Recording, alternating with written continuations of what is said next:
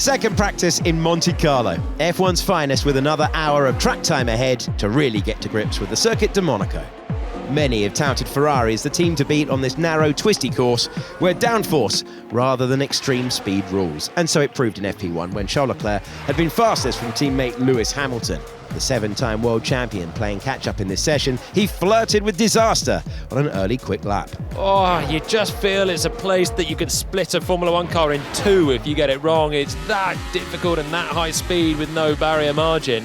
3 times a winner on these streets, he continued to push throughout the session, locking up, approaching the Nouvelle chicane, and then taking a whole bunch of curve at the same spot the next time around. My word, that's more curb than I've seen so far down at that chicane. I think Hamilton on the edge of rear grip, pings it over the curb, bounces through. And it was the Briton with the bragging rights in this session. His lap of 1:13.026, more than a tenth quicker than Leclerc's best effort for P2. The teammates even had a little race after the flag. Great portents, perhaps, for Sunday's main event. Max Verstappen had not been entirely happy with his ride in FP1, despite a decent P3 performance. This time out, he seemed much more hooked up, especially on the soft tyres, and managed the same placing again. Only this time, he was a bit closer to the Scuderia drivers.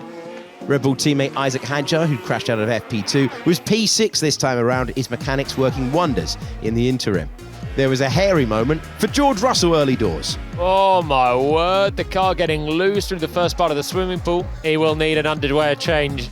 He was later blocked on a fast lap by a slow-moving Gabriel Bortoleto. The Briton believes he's had more than his fair share of bad luck so far this season, but was upbeat coming into the weekend, feeling the odds would even out across the year. He's currently P2 in the Drivers' Championship, some 43 points behind Mercedes teammate Kimi Antonelli, but he was one place ahead of the Italian in second practice, P4 after the hour. It was a short session for reigning world champion and defending Monaco master Lando Norris, who encountered a technical problem exiting the tunnel. You know what it looks like? It's incredibly similar to Russell's DNF in Canada. It was a battery issue for Russell. It's a total shutdown of the car there. So the whole thing's gone blank. Difficult. McLaren teammate Oscar Piastri scraped the wall at Portier as he attempted to open up the corner into the tunnel. He was P7 at the flag. The papaya pair have found themselves behind both Mercedes and Ferrari this year and will need to find a bit extra if they're to keep in touch as the season develops. Monaco is a very technical track. Millimetres can be the difference between a lap for the ages and one to forget. Amongst those misjudging their lines were Valtteri Bottas, who took his Cadillac across the Nouvelle chicane, and Liam Lawson, who touched the barriers at the swimming pool. Lance Stroll locked up and narrowly avoided a collision with the advertising hoardings at Portier.